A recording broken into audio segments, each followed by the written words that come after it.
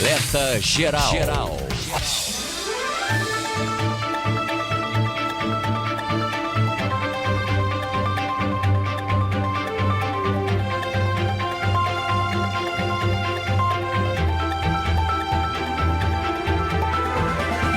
Para 12 horas mais 38 minutos, acabou de virar um minutinho, meio-dia e 38 minutos, né?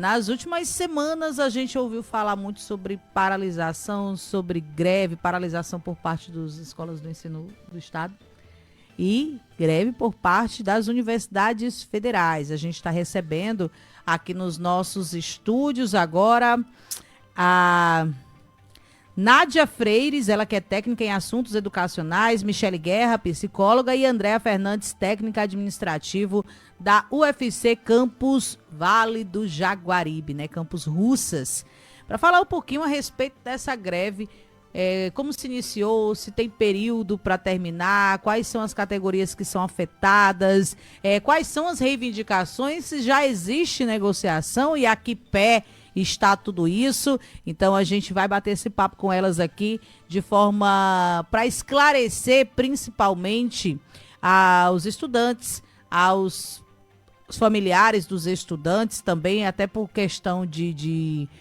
passar a informação mais clara, correta. A gente vê muito burburinho, muita coisa dentro dos bastidores, realmente o que está acontecendo, quem é que é afetado, e também as autoridades, né? Por que não, para que a gente sirva de ponte a esse apelo, né? Eu sempre falo, a gente conquistou a muitas lutas, a duro esforço, esse direito de se manifestar, de paralisar, de fazer greve, para a gente poder obter tudo aquilo que a gente já tem até hoje. Então, para fazer valer tudo isso, então é sempre válido muito esse tipo de manifestação. Então, para que a gente também sirva de ponte, né, para poder dar voz a vocês, e a gente vai bater esse papo com elas aqui. Eu vou começar com a Andréa Fernandes, ela que é técnica administrativa. Queria dar boa tarde para vocês e desejar boas-vindas ao nosso Alerta Geral. Andréa, boa tarde. Queria que você contasse para a gente como é que foi o início disso tudo, né? De onde foi que partiu, se é realmente algo que abrange Estado do Ceará, é governo federal, ela é nacional, como é que foi que iniciou essa greve dentro das universidades federais? Boa tarde. Boa tarde, Raquel Tavares. Boa tarde, Helena. Boa tarde às ouvintes e ouvintes do programa Alerta Geral. De início, já quero agradecer o espaço, a oportunidade de fala aqui. A gente vai conversar um pouco sobre esse movimento de greve que é a nível nacional das universidades federais, especificamente dos servidores técnicos administrativos em educação, que a gente vai chamar ao longo aqui do nosso bate-papo de servidores tais, mas são técnicos administrativos em educação. Antes da gente falar desses profissionais, né, e as minhas colegas aqui também vão ajudar nessa conversa, a gente queria explicar primeiro quem são os grupos que estão envolvidos dentro da universidade. A gente fala técnicos administrativos, aí assim, o pessoal às vezes não consegue identificar. Então, vai ser um pequeno grupo ali, mas não tem às vezes a dimensão de quem realmente faz esse tipo de trabalho dentro de uma universidade federal, né? Isso, dentro de uma universidade federal a gente tem 3 grandes grupos, eu vou chamar assim, né, que são os estudantes, também são chamados de discentes. Nós temos os professores, que é a carreira docente, e nós temos uma variedade de profissionais, muitos profissionais que estão dentro da categoria chamado técnico administrativo em educação. E aí, quem são esses tais, né? Quem são esses técnicos administrativos e onde eles atuam, né? Os técnicos administrativos são vários profissionais com formações diferentes e que estão inseridos em todos os contextos da universidade. Então, para a gente começar a dar exemplo, técnicos administrativos são psicólogos, assistentes sociais, nutricionistas, técnicos administrativos de nível médio, por exemplo, que é o meu cargo, técnico em assuntos educacionais, técnicos de laboratórios, analistas de tecnologia da informação, bibliotecários, técnicos específicos de laboratórios, laboratório de química, de física, a depender do curso e da disciplina, o aluno vai passar por esses laboratórios. E além desses profissionais, a gente também conta na universidade, claro, com profissionais que são terceirizados, colaboradores terceirizados. Mas a greve, que é o que a gente veio falar, o assunto sobre o qual a gente veio falar, ela é uma greve dessa categoria dos técnico-administrativo em educação, que é uma variedade de profissionais. Eu estava aqui observando, né? Basicamente, não é o professor, todo mundo, o resto já é da parte administrativa de alguma forma, né? Está dentro de determinado segmento, então já faz parte disso daí. Não sendo o professor, quase todo mundo. E é realmente, às vezes a gente não consegue observar, eu valorizo demais os professores, a parte de gestão, mas é o que faz a máquina funcionar, né? Isso, é como se a gente, dentro de uma máquina, nós somos peças e engrenagens que estão inseridas em todos os contextos da universidade, né? Desde o aluno que ainda nem ingressou na universidade, mas que está participando do SISU e enviando a documentação, já tem servidores na Prograde, que é a Pró-Reitoria de Graduação, que vai analisar esse documento para ver se o aluno está válido, a solicitação dele, às vezes, de ser beneficiário de baixa renda ou de ser um portador de necessidades especiais ocupando vagas. Já tem profissionais atendendo esse aluno antes dele chegar na universidade. E aí o aluno chega, vai entregar a documentação, vai nas secretarias dos cursos, confirmar que quer assinar, que quer a vaga dele, já tem um profissional técnico administrativo para atender. No campus aqui de Russas, são em média quantos profissionais? Somos 50. Cerca de 50 técnico-administrativo. E aí, esses servidores, eles estão em todos os setores, como eu falei, né? Se o aluno já é estudante e vai para a biblioteca, lá vai ter as profissionais que vão atendê-lo. Vai para o restaurante universitário, tem os nutricionistas e profissionais técnico-administrativo que atuam lá. Se tem uma dificuldade com disciplinas e ele vai nas coordenações dos cursos, tem os técnicos nas secretarias para atendê-los. Quando ele vai para uma aula específica de laboratório, sei lá, de informática, tem o técnico que prepara o espaço, os programas dos computadores que eles vão precisar. Se é um curso que tem determinada disciplina específica, como, por exemplo, aqui, técnico de laboratório de química, para o professor conseguir lá dar aula dele, precisa ter o técnico administrativo em química que prepara o espaço para o aluno conseguir ter a sua aula, aprender com qualidade. Um exemplo que a colega falou antes de começar aqui, nos hospitais universitários, né, grande parte dos profissionais são também técnicos, enfermeiros, atendentes, auxiliar que faz esse atendimento externo ao público, né? Os hospitais universitários têm uma extensão muito grande para a comunidade do entorno. Então, ali, em todos os segmentos, tem profissionais. Eu digo que a gente é muito invisível, às vezes as pessoas não têm noção de quantas pessoas, quantos técnicos ao longo da vivência acadêmica do estudante estão ali dando condições, dando suporte para que a aula seja dada com a melhor qualidade, o auditório que o professor vai precisar dar uma palestra, um evento, vai o profissional lá preparar o espaço, a comunicadora, a gente tem mídias sociais, então temos jornalistas, técnicos que dão suporte para essa parte de divulgação, enfim, são tantos setores, são muitos segmentos, e esse movimento é para dizer, a gente também quer ser valorizado, porque a gente é peça importante nesse papel que é a formação de bons profissionais. É aquele ditado que se diz, né? Só se dá valor quando não se tem, né? Quando aí você começa a sentir falta quando você não tem aquela presença, talvez agora começam a enxergar, né, o trabalho que é realizado por vocês.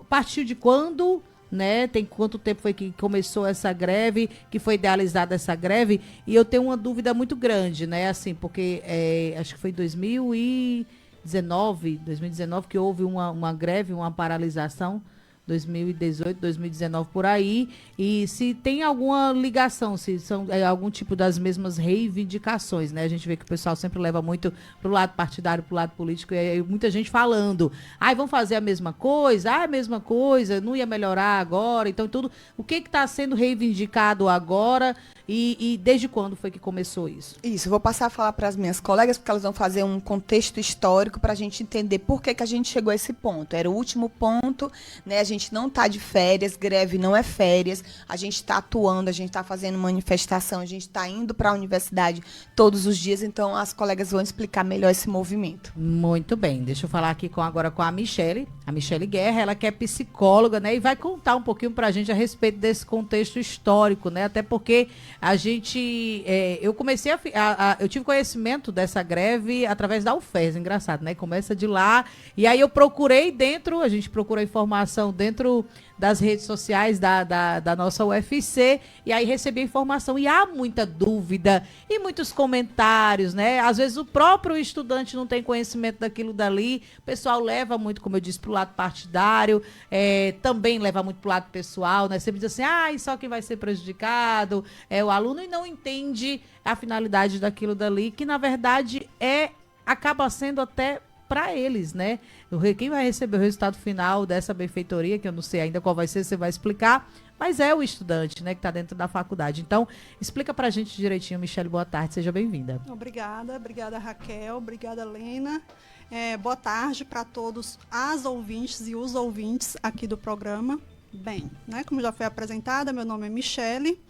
Como já deu para perceber aqui, até pela composição do programa hoje, os TAIs, como a Andrea já explicou, é uma categoria bastante diversificada. Tem desde servidores atualmente de nível D, que é o que a gente chama de qualificação ensino médio, e servidores de nível E, que precisa qualificação mínima, o ensino superior. Atualmente, eu daqui a pouco respondo a tua pergunta, não perdi ela, que você tem ligação com 2019. Mas, assim, atualmente, essa carreira dos TAIs é a maior do Executivo Federal. Somos cerca de 220 mil servidores. Nessa contagem também contam os servidores ativos, que somos nós, que estamos trabalhando, e também os aposentados. No entanto, por outro lado, a gente é uma das categorias menos valorizadas. E eu diria talvez a mais valorizada. Eu não tenho certeza dessa informação, então eu vou estar na categoria dos menos valorizadas. E aí, para que vocês tenham uma ideia de comparação, por exemplo, a segunda pior categoria do Executivo Federal, levando em consideração esse cargo de nível E, ou seja, que tem atribuições, funções muito semelhantes nos dois, em instituições diferentes, vamos dizer, o assistente em administração, a diferença de salário da gente para eles é de R$1.000 a menos. Se a gente for olhar outras categorias, gira em torno, às vezes, de 2.000, 3.000, 4.000, 5.000, para a gente estar falando para cargos de funções semelhantes, que exigem o mesmo nível de formação. Outro exemplo, que é uma das pautas que a gente está falando, que assim a valorização do nosso vencimento, que está bem aquém de alguns, como a gente falou, do mesmo poder executivo federal, está aquém a nossa categoria dos TAIs, a gente também fala dos benefícios. Muitas vezes não ganha, o salário dele não é tão alto, mas tem os benefícios. Bem, também não é bem assim. No caso do Executivo Federal, e aí eu posso falar de uma maneira geral, os nossos benefícios, aí eu vou citar auxílio alimentação, auxílio saúde, auxílio creche, e eu vou pegar um deles. O auxílio alimentação, ele gira em torno, e olha que isso foi aumentado ano passado, era R$ 458. Ano passado foi para R$ 658.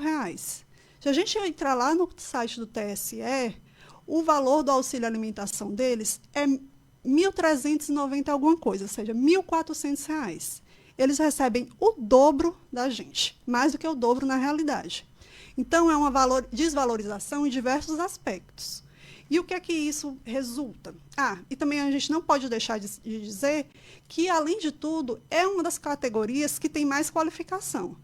Isso pode ser visto de um lado positivo, mas também temos críticas a respeito disso. A gente estava até conversando sobre isso nos bastidores. Por exemplo, a Andrea, como ela falou, ela é um cargo de nível médio. Ou seja, a qualificação para ela entrar no cargo que é exigida no edital é apenas que ela tenha um ensino médio completo. Só que a Andrea, ela já tem graduação, ela já entrou na UFC com graduação e está fazendo agora uma especialização. Isso é uma realidade comum a todos os servidores. Nós temos servidores lá que a exigência do cargo é nível médio e já está fazendo doutorado. Então, veja, tem servidores lá que a exigência é a graduação e esse servidor já tem um doutorado. Então, na realidade, a gente faz mais do que o cargo exige, nesse sentido de qualificação. A gente diz isso que tem um lado positivo, porque, querendo ou não, a universidade, de certa forma, a gente está nesse ambiente de ensino, faz com que a gente tenha esse amor pelo aprendizado constante, mas, por outro lado, também ela reflete uma situação que é bem triste na nossa universidade e no nosso cargo, na realidade. Né? Cargo não, na nossa categoria, que são os técnicos administrativos em educação. A gente passou por um tempo bastante longo, e aí eu trouxe aqui alguns dados só para não me perder. De 2012 até 2015, a gente não teve nem reajuste salarial. O que a gente quer dizer com isso? Não teve aumento nem para repor a inflação. Deixa eu só tirar uma dúvida aqui a respeito das categorias. São todos concursados, né? Esse salário, a gente sabe que existem algumas categorias, algumas profissões que elas têm o piso. Existe dentro dessa greve, dentro dos tais, né, categorias que têm piso salarial, o governo ele acompanha esse piso ou não? Como é que é feito isso? Eu não sei se eu entendi direito. Tipo assim, o salário, as categorias que estão dentro desses técnicos administrativos, educacionais, existe categoria que tem, porque a gente sabe que tem profissão que não tem piso, né? E existe profissão que tem piso salarial. Existe alguma profissão dentro desses que estão reivindicando essa questão de reajuste, que tem piso, e se o governo ele está acompanhando isso, né? Porque muitas vezes o piso ele é colocado, mas aí determinada instituição não segue. Se existe isso, ou é algo geral? Não tem piso, então a gente tem que ir realmente com o salário que é determinado ali. Na realidade, para todas as categorias de níveis iguais, existe um vencimento base, certo? No caso, por exemplo... Sim. Existe um vencimento base para nível médio, existe vencimento base para quem tem nível superior. Certo. Então, assim, vamos dar o Então não é pela categoria, é realmente pela formação. pelo nível. Pelo exato. nível. De formação. Porque é isso, assim, tem, por exemplo, profissionais que são do nível D e são assistente à administração. Tem profissionais que são nível D, entenda, nível D, ensino médio, lembra disso. Médio, né, o Dzinho do médio. E aí tem profissionais que são nível D e são técnicos de laboratório. Tem profissionais que são nível D, que são, sei lá, outro técnico de laboratório, porque técnico de laboratório, na realidade, engloba um monte de coisa, técnico, e pode ser técnico de laboratório em química, técnico de laboratório em informática, técnico de laboratório em física, é outro mundo de coisas.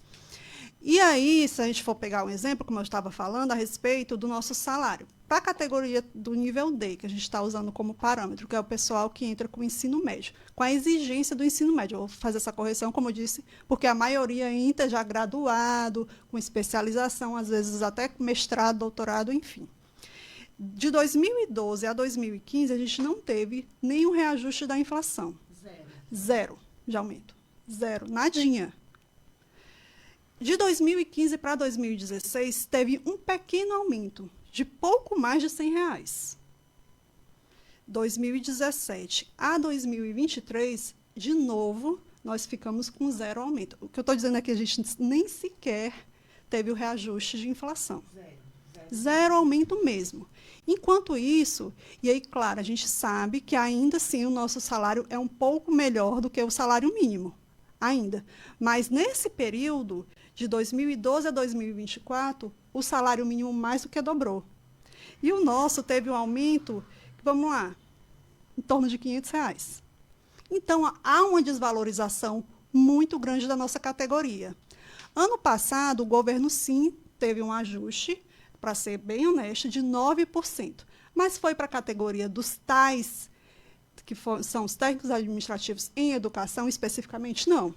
Foi para todo o Executivo Federal. O que é que isso quer dizer?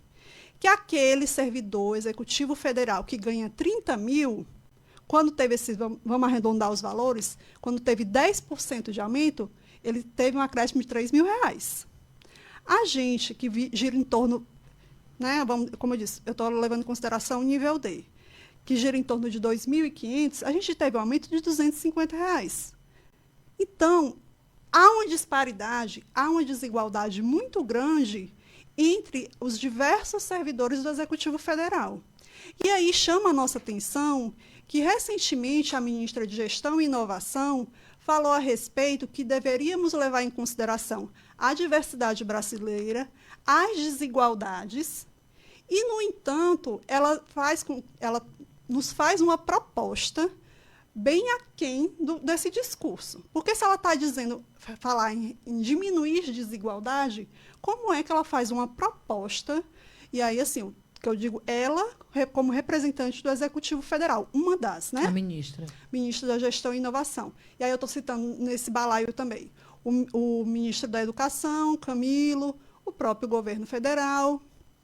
E aí, assim, faz uma proposta. Qual foi a proposta que eles lançaram para a gente? De uma negociação que vem de, pelo menos, de outubro de 2023 até esse ano, que foi que, depois vai ser falado, acabou deflagrando a questão da greve. A proposta foi o seguinte: 0% de ajuste em 2024 novamente.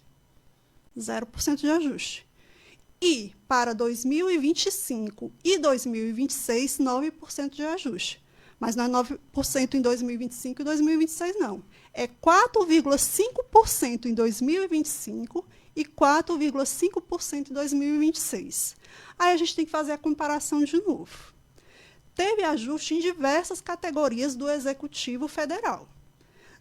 Eu vou citar um exemplo que aconteceu. No caso da Polícia Penal Federal, teve um ajuste. E o salário dele, como já disse, é bem diferente do nosso. Acho que, se eu não me engano, 13 mil, alguma coisa assim. Teve um ajuste de 60%. Então, para a gente, não ia ter ajuste nenhum esse ano. E, no caso, especificamente, que eu estou dando esse exemplo, mas tem vários outros, que tiveram aumento de 25%, de 60%, de 50%, de 30%. E o nosso seria 9% no próximo ano. Nesse ano, não. Esse ano ia estar zerado novamente. Zerado novamente. E esses 9% divididos em 2 anos, né? É. Dividido em 2 anos. O que eles fizeram de proposta, efetivamente, foi o aumento dos benefícios. Sim, teve. Que foi a questão do auxílio alimentação, aumentar um pouco, não me lembro desses números exatos. Também auxílio creche, mas aí a gente tem que levar em consideração. A gente falou que são 220 mil servidores. Tem os aposentados. Os aposentados não iriam receber. Auxílio. Exato. Então, na ativa, né? E também existe, por exemplo, a questão do auxílio da maternidade para quem é mãe. Então, assim, sai excluindo uma parcela, né, desses servidores. Exato, vai dividindo esses servidores. Porque os ativos, bacana, a gente e muitos de nós tinham ficado felizes com isso. Não, tá certo, melhor do que nada, a gente não estava tendo. Mas a verdade é que, de certa forma, é isso, dividir a categoria, que já é uma categoria enfraquecida. Então, eu digo que é enfraquecida por quê, Raquel? Porque efetivamente a gente não é visto. O Camilo Santana, logo no início desse movimento de paralisação, ele deu uma entrevista que sequer ele dizia que sabia o que era TAIs, técnicos administrativos em educação. E aí a gente fica pensando assim, poxa, um ministro da Educação não conhece a maior categoria do Executivo Federal e, consequentemente, a maior categoria da Educação Federal. É uma coisa assim a se pensar. Agora ele nos conhece, nem que seja pelo mecanismo da greve. Então, assim, como a gente foi falado, vai sinalizando o tempo, tá? Não, tá certo.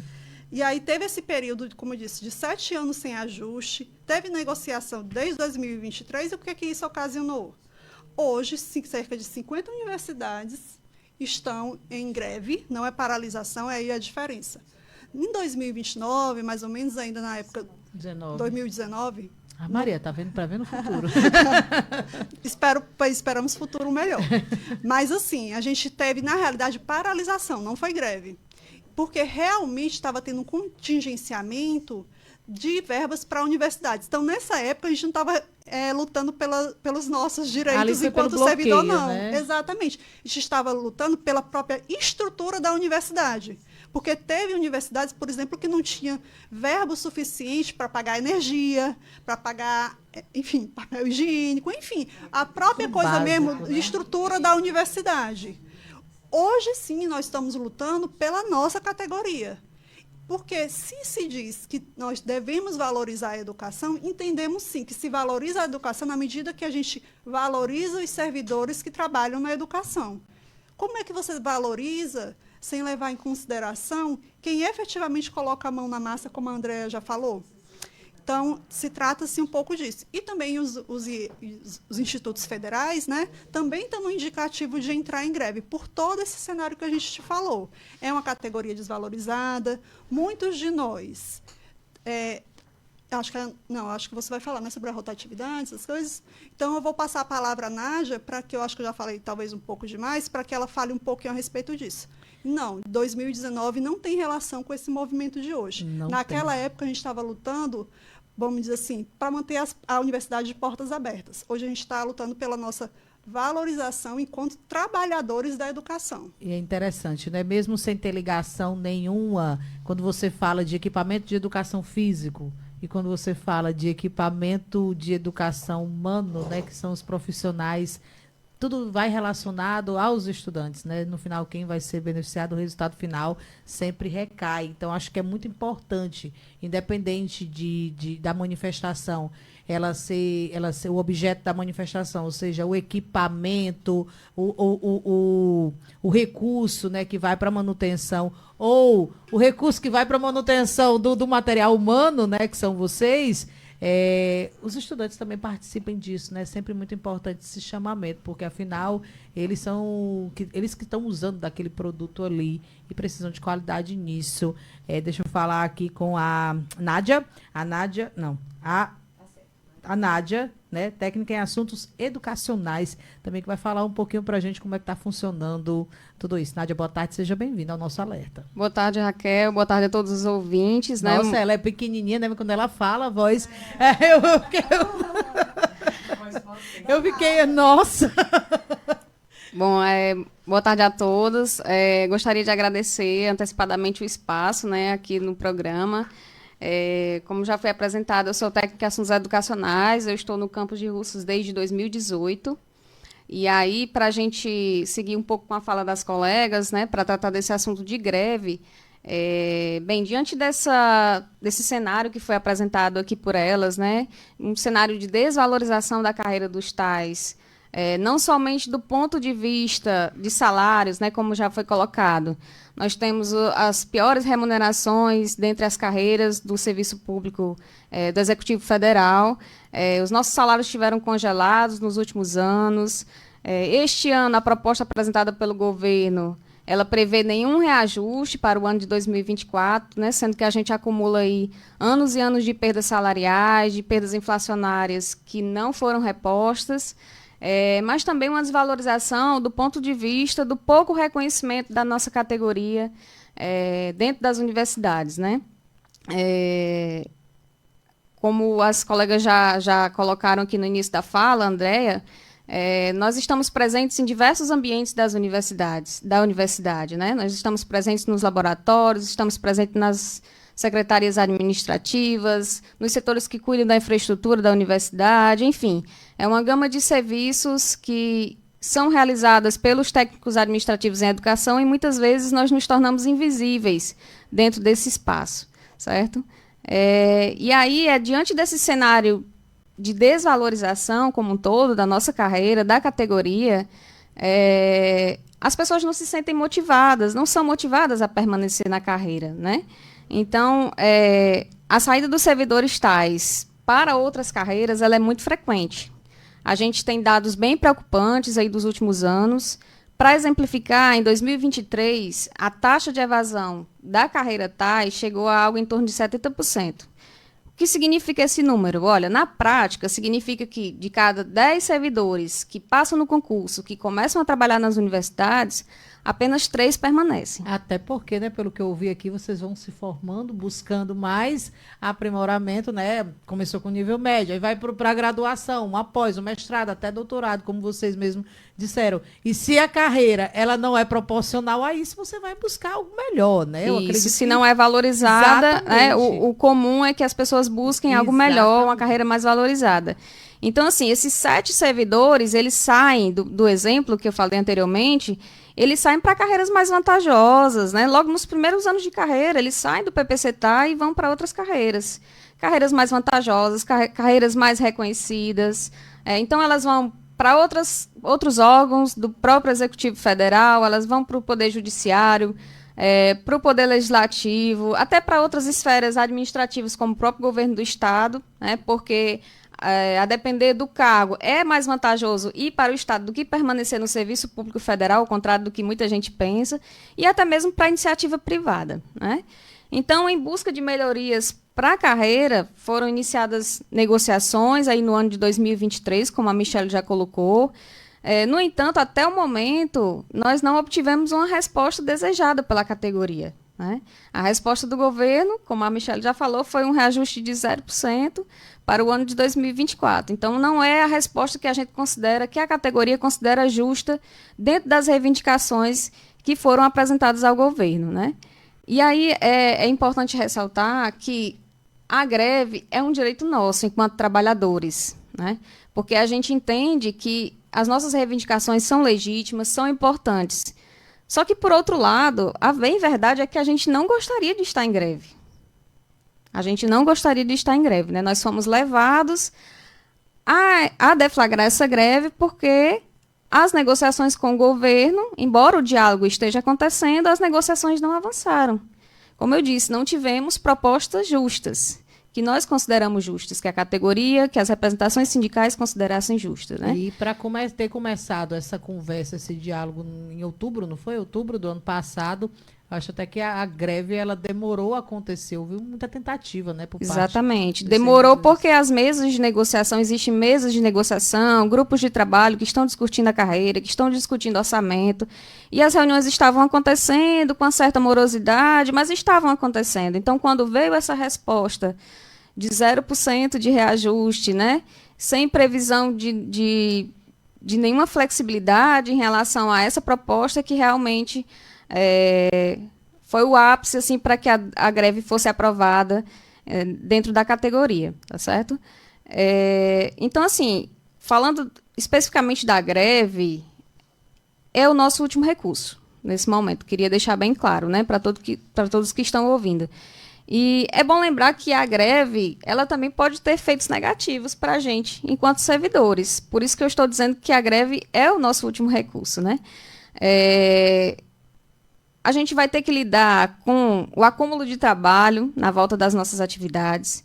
Muito provavelmente nós teremos que repor essas horas em que nós estamos paralisados, né? Como aqui já foi falado, a gente não está de férias, mas também a gente não está desenvolvendo as nossas atividades normais. Então, não estamos batendo ponto.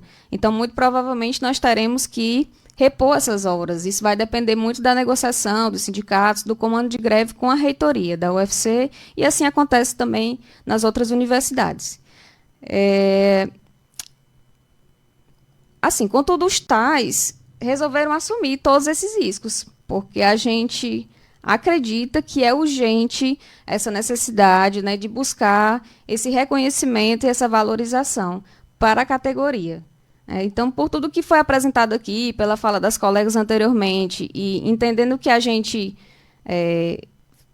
faz parte dessa engrenagem, é uma engrenagem importante dentro dessa estrutura da universidade, a gente entende que a busca pela nossa valorização da carreira, pelo nosso reconhecimento enquanto servidores que integram as universidades e que têm um papel fundamental lá, a gente entende que a gente está buscando também um reconhecimento para a educação e uma valorização da universidade pública e uma universidade pública de qualidade. Dentro da instituição Campus Russas aqui, como é que está dando seguimento isso lá? A funcionalidade dentro da universidade já tem impactado no funcionamento, a realização das aulas? Como é que tem acontecido e como é que está sendo esse retorno aqui? A gente já está vendo que o governo fez uma proposta agora, né? A gente não sabe como é que vai ser, mas já teve já teve essa reação. E agora, com essa greve de vocês, possa ser que agora venha mais uma contraproposta. Mas aqui, dentro do município, que a gente recebe estudantes de toda a região, até gente de mais longe, como é que tem sido esse retorno para vocês? Pronto, é assim, a gente estava até conversando um pouco antes, acho até que você perguntou, Raquel, como é que funcionava um pouco isso. Assim, a gente, na realidade, o serviço público, ele não tem uma legislação específica de greve para eles. que a gente utiliza como parâmetro, porque o Legislativo não fez ainda essa lei, e o STF falou que a gente poderia utilizar como parâmetro uma legislação que já existe, que é da iniciativa privada. Então, a gente se baseia por essa lei de greves da iniciativa privada para a nossa realidade. É interessante a gente perceber que, assim, na realidade, eu acho que foi na sexta-feira passada, a gente ainda não teve, eu, pelo menos, assim, ainda não soube um posicionamento oficial da reitoria, porque ela vai apontar alguns dos serviços da universidade que são considerados serviços essenciais, que é previsto na terça-feira, que é previsto na questão da lei de greve.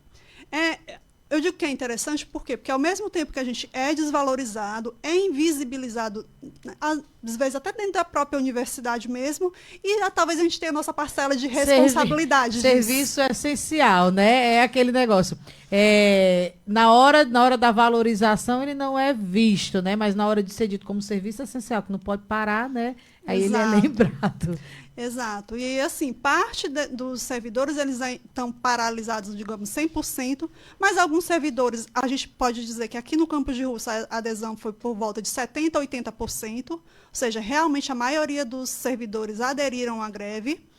Também a gente continuou com o funcionamento do restaurante universitário, os nutricionistas não aderiram à greve, ou seja, os estudantes, por hora. Eu digo por hora por quê? Porque se for entendido, talvez, que ele é um serviço essencial, por enquanto ele está funcionando direitinho, 100%, digamos assim. Ainda que com alguns ajustes, na realidade. Mas aqui em Russas, eles têm o que a gente chama de isenção parcial do RU. Tem direito ao almoço e ao jantar. Alguns não pagam nada, são isentos de uma taxa, e outros têm uma taxa que é subsidiada pelo governo. Por quê? Porque é R$1 e alguma coisa. Um almoço a gente sabe que não custa isso. Isso é subsidiado em parte pelo governo. O aluno dá parte desse valor e o governo dá essa outra parcela. E aí, por enquanto, está funcionando normalmente. Depois dessa decisão da reitoria, quando ela apontar quais são os serviços essenciais, eu acho que um ponto vai ser visto o RU vai continuar, que é o restaurante universitário, vai continuar funcionando como está, porque se for 30%, talvez continuem recebendo essa alimentação, digamos assim, aqueles alunos que são isentos, que têm vulnerabilidades econômicas. Então, só uma parte, porque atualmente qualquer aluno da universidade pode acessar o RU por esse valor que a gente está te falando. No caso, se for colocado como serviço essencial, talvez esse serviço diminua. Atualmente também continua funcionando as folhas de pagamento, foi o que você citou, e os alunos que são vindos de fora. Alguns alunos, eles recebem auxílios financeiros. Eu e a Andréia, que está aqui, trabalhamos na assistência estudantil. E aí esses auxílios financeiros são isenção do RU, que eu já citei, auxílio moradia, porque aqui a gente não tem residência universitária. Então, também eles têm uma ajuda financeira, os alunos em vulnerabilidade econômica, ou seja, aqueles alunos que têm uma renda familiar per capita de um salário mínimo. Então, fazem um processo seletivo, também não são todos que recebem, porque também tem um número de vagas, mas esses alunos continuam recebendo os benefícios. As folhas continuam mesmo, a gente estando em greve. Veja só a nossa importância. A gente pode fazer greve, mas não totalmente, Vocês não querem prejudicar os alunos, né? No final, o pessoal diz assim, nossa, o pessoal só pensa nele, né? Mas vocês têm um coração bom, viu? Que não estão fazendo tudo isso. E aí, assim, as folhas continuam saindo, os alunos continuam recebendo seus auxílios, benefícios, aqueles que já foram contemplados. Claro que há sim um impacto, porque o nosso serviço é prestar serviços aos estudantes, aos professores. Dizer que não há um impacto, bem, existe greve sem impacto? A gente fez uma reunião, a gente convocou os terceirizados, os estudantes, através das representações estudantis, nomeadamente os CAs, né, os centros acadêmicos, que são uma espécie de representante dos alunos de cada curso do campus. Nós temos 5 cursos aqui. A gente chamou esses alunos para essa reunião. Falamos, sim, que entendíamos que isso ia ter repercussão, talvez no tempo deles de formação, iria ter, sim, algumas dificuldades por eles. E aí eu dei o meu exemplo pessoal. Eu sou de Fortaleza. Lá em Fortaleza, eu usava transporte público, ficava bem chateado quando os motoristas paralisavam, porque, afinal de contas, eu era uma usuária do serviço. Aquilo impactava em mim, não impactava diretamente numa pessoa que não precisava usar o serviço. No entanto, eu entendia a greve, porque, efetivamente, eu entendia que naquele contexto, era o caminho que era possível. E provavelmente aqueles trabalhadores também tinham repercussões, perda salarial, possibilidade de retaliação, perda de emprego. A gente perder o emprego é um pouco mais complicado, mas a gente pode sim sofrer perdas salariais, ter que repor essa carga horária. Então a gente entende que assim, eles não vão sair ilesos dessa greve. Isso a gente entende. Mas a gente também queria que eles entendessem o nosso lado. Na assistência estudantil, especificamente, e aí também a gente também não pode deixar de falar que sim, o governo federal, de forma geral, para a universidade, não para os trabalhadores da universidade, ele teve ações positivas. Por exemplo, muitos dos benefícios que esses estudantes recebem, como eu já falei, auxílio alimentação, bolsa de iniciação acadêmica, tiveram realmente um incremento financeiro. Estava bastante tempo também paralisado esses benefícios, não tinha acompanhado o decorrer dos anos e eles teve um aumento.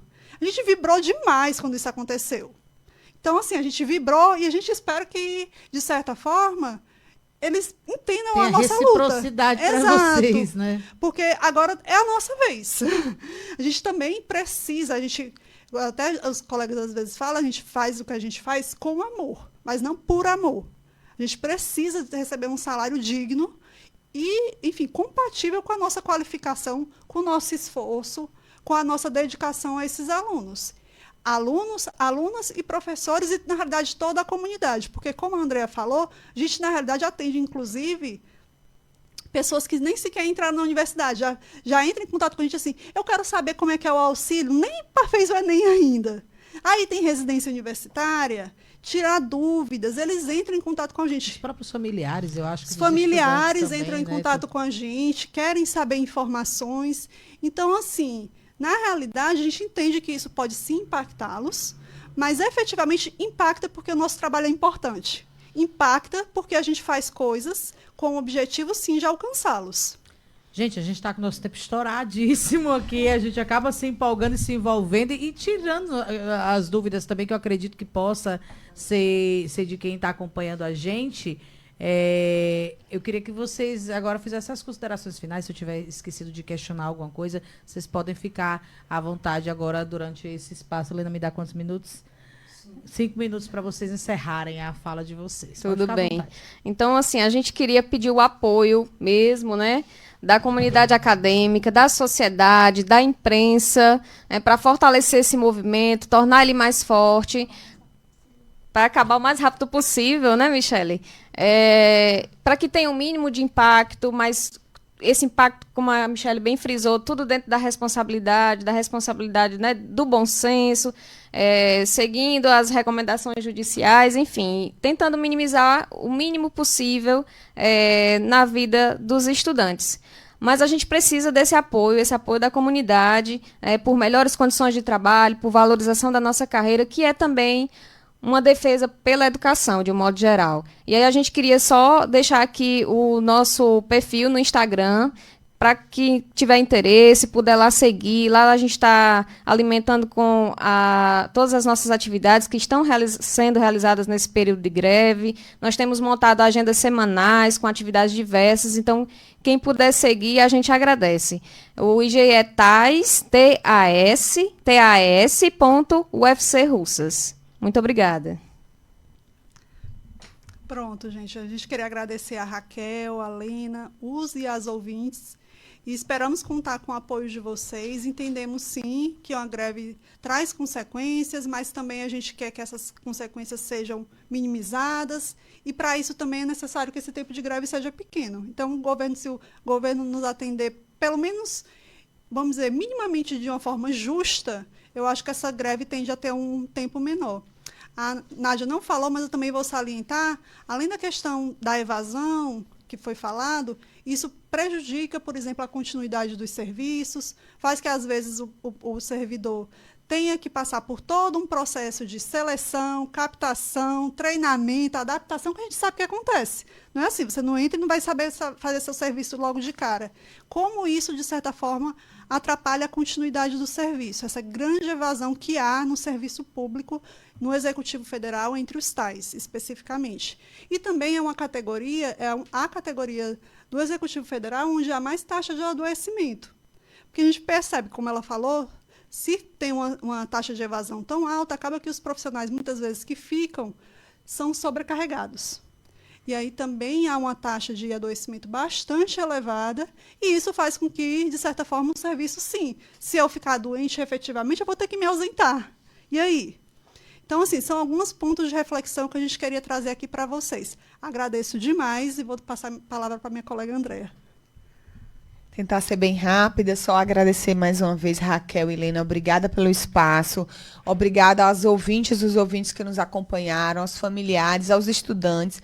A gente espera vir falar com essas pessoas para que entendam esse universo, quem são esses profissionais que estão aí pelos bastidores, digamos assim, da universidade, mas que são tão importantes. Nosso trabalho é importante, eu falo por mim, pelos colegas com quem eu tenho acesso e trabalho mais diretamente, a gente é muito comprometido com o trabalho, a gente se envolve em projetos, em coisas que não são só exclusivamente o nosso trabalho, mas que a gente quer se envolver em cultura, em arte, em outras coisas para oferecer para os estudantes um universo para além do exclusivamente da sala de aula. Então, sim, a gente, enquanto categoria TAI, é comprometido com a qualidade da educação e a gente quer continuar nessa instituição. A Universidade Federal, que é a universidade que a gente trabalha, é uma universidade com impacto muito grande no Ceará como um todo e para além dele, porque a gente forma profissionais de outros estados que voltam para os seus estados, para as suas regiões, para fora do Brasil, levando uma formação de qualidade. É isso que a gente oferece, quer oferecer, no final das contas, um ensino de melhor qualidade. Para isso, a gente precisa ser valorizado. Então, obrigada pelo espaço. Eu quero agradecer, né, a confiança de vocês no trabalho que a gente realiza. Fico muito feliz em servir de porta-voz para trazer essas informações, esses esclarecimentos, né, para a população, para todos que estão ouvindo. Eu sempre falo aqui, eu digo que o Vale do Jaguaribe, ele é muito privilegiado, porque eu falo que são nossas duas galinhas dos ovos de ouro. É o nosso perímetro irrigado, é a nossa UFC. Então, assim, eu sempre falo com muito orgulho, né, desses dois patrimônios que a gente tem, e eu acredito que é algo que é nosso, né? Então, a gente deve, sim, se unir. Então, quero agradecer a vocês por terem vindo aqui e trazer toda essa informação para a nossa população e dizer que a gente vai estar sempre aberto, certo? A esse diálogo, a essa conversa, essa informação aos nossos ouvintes, né? E a gente agradece muito o espaço. Tudo que é de interesse da população, eu acho que tem que ser aberto aqui para ser falado de forma clara e transparente, viu? Quero agradecer vocês, né? Que a luta continue, a luta de todos nós. Obrigada. Tá certo?